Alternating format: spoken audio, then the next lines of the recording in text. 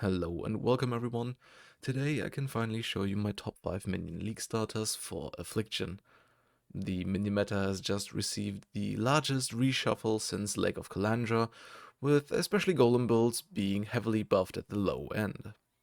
The list I've compiled features minion builds that are powerful, affordable, and can all be scaled well into the late game.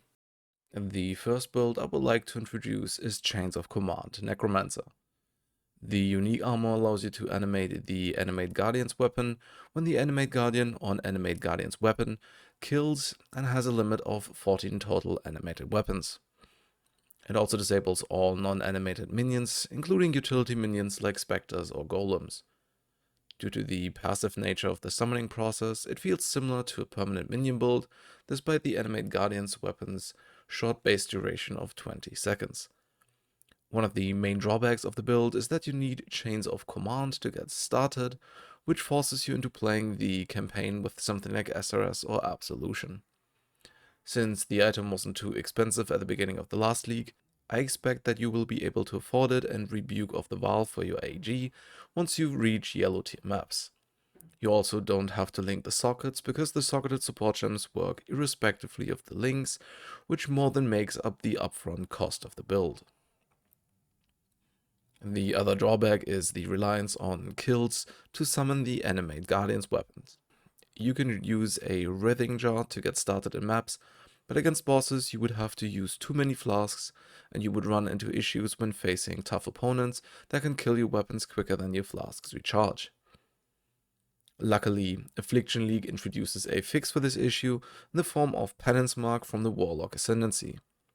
Afflicted enemies spawn 3 phantasms when hit, once per second, which in combination with the flask charges gained from killing sad phantasms allow you to comfortably play Chains of Command builds against bosses without having to worry about keeping up your weapons. In order to use a regular curse as well as penance, you're going to have to allocate Whispers of Doom, which is conveniently located in the upper portion of the passive tree. Outside of Chains of Command, the initial gear features cheap uniques and rares with life, stats, and resistances, as well as Decay Ward anointed on the amulet for minion survivability. The other uniques are Grip of the Council and the Ancient Skull for increased damage. Do keep in mind that you can't convocate your minions when they hear the whispers, so choose the league mechanics you want to do accordingly. The Animate Guardian uses Rebuke of the Wall and Leercast to increase Animate Guardian's weapons damage, Wake of Destruction for Shock Ground, Gravebind to spawn level 20 weapons and to activate the chest, an Elder Influenced chest to recover life on kill, and Victorious Charity to give your minions access to charges for even more damage.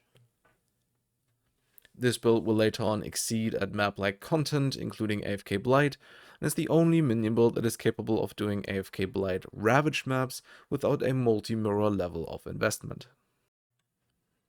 The next build featured is Absolution Guardian. Absolution damages and debuffs enemies, which summons ranged minions if the enemy dies while the debuff is active. The Sentinels of Absolution that are spawned this way use spells with a small area of effect, so mapping support gems like Melee Splash are not required. It can be accessed at the end of Act 1 and is one of the best minion gems for leveling, which is why it is featured in several builds for the campaign progress. Absolution also has a Val version that gives you access to the Ascendant Sentinel of Absolution, which has 2 abilities with lots of damage and a large area of effect, increasing your clear speed significantly. This is enhanced further via Radiant Crusade from the Guardian Ascendancy, which gives you access to the Sentinel of Radiance, which takes 20% of damage from hits for you, has a powerful burn arrow, and is nigh unkillable. The gear is similar to the previous build, with the exception of the chest and the helmet. The Ancient Skull isn't great for spell-based minions in general, and is obnoxious to use if you don't constantly heal your minions like the previous build does. The build uses the Primalist Ascendancy to access charm slots,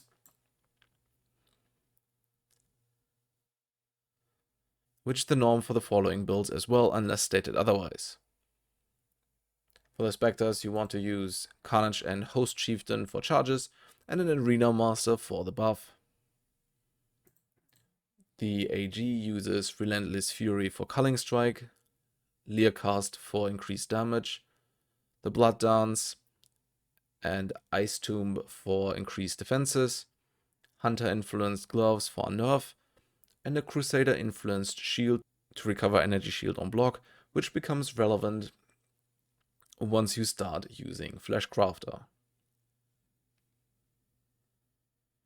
The third build is Cold Conversion Carrion Golem Necromancer. It's a classic that has just received a large buff due to the implementation of the transfigured golem gems of the Horde.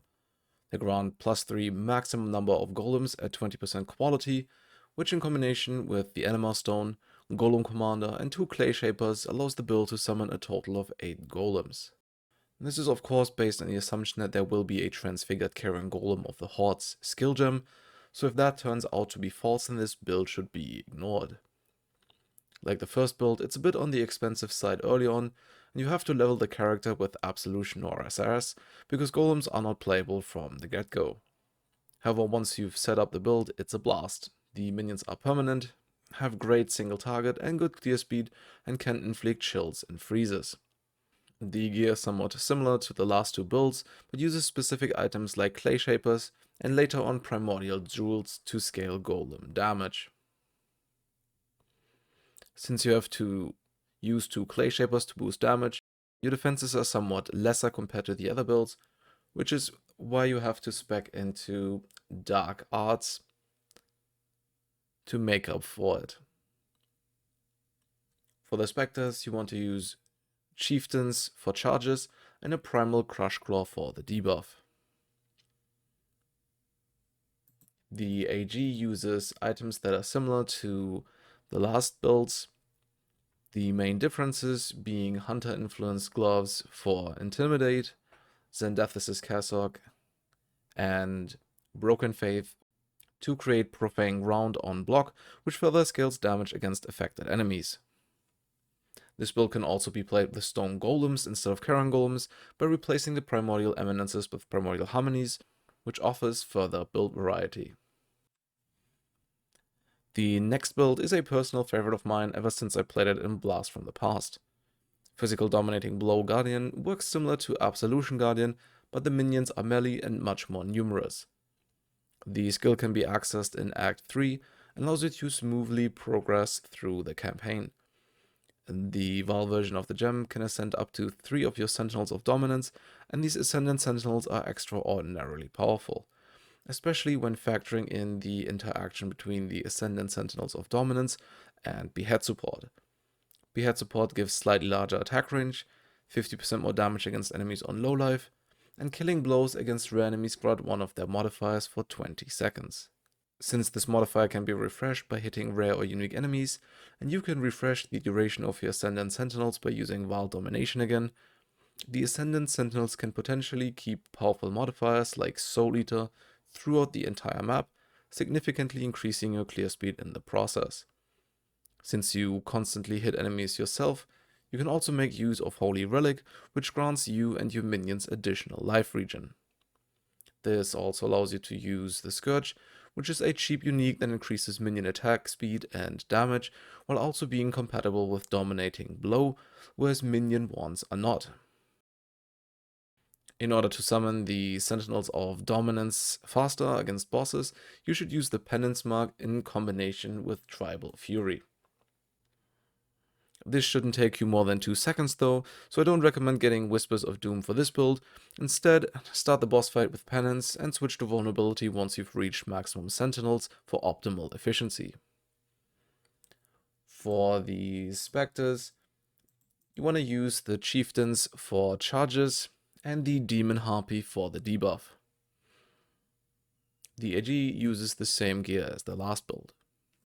The runner-up is Elemental SRS Guardian, which has received some nerfs in 3.23, but is still an absolute powerhouse in terms of raw damage.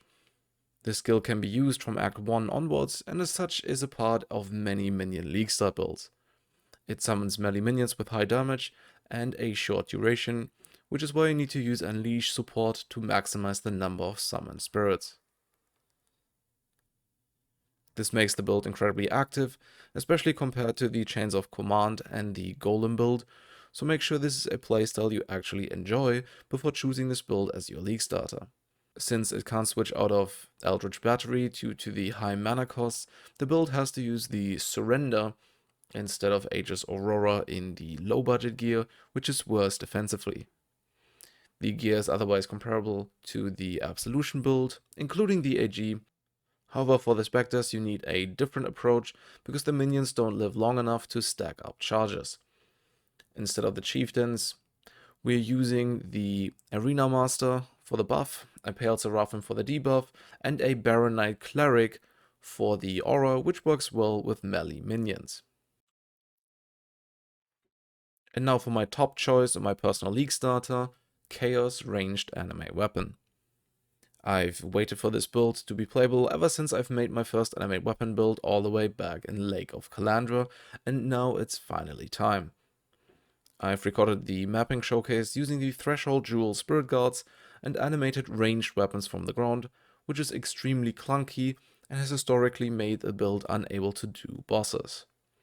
Luckily, we're getting the transfigured skill gem Animate Weapon of ranged arms in the next league, which allows us to animate lingering blades from Bladefall exactly how we animate melee weapons right now. Although the damage is slightly worse than the melee version, ranged Animate Weapon more than makes up for that by having much better clear speed due to the ranged nature of the minion.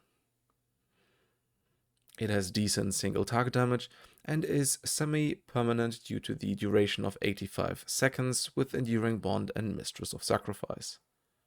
Unlike skeleton mages and archers, they also have much more HP, follow you around, and can be convocated, making it the most well-rounded ranged minion that currently exists in the game. Due to the changes to ethereal knives, you have to level the build with Absolution or SRS until you can access Bladefall in Act 3, but I personally recommend waiting until the act of Act 4, because Unleash support drastically speeds up the summoning process of the weapons. This build doesn't focus on poison to eliminate ramp, and to be less reliant on Ghastly Eye Jewels with minion chance to poison to cut costs. The gear starts out similar to the other builds, but diverges in the low budget to scale damage via Triad's Grip, Severed in Sleep, and Lion's Eye Vision. The AG setup is identical to the one found in the Cold Conversion Carrion Golem build, and the Spectres you want to use are the Chieftains for charges and an Arena Master for the buff. And that's a wrap. If you have any questions or suggestions, you can leave them in the comments. I try to get to them as soon as I can. If you want to support my work or connect with me and my community, you can check out my socials including Twitch, Discord and Patreon on my channel page or in the description of this video. I hope you're as excited for Affliction as I am, and I will see you in the next one.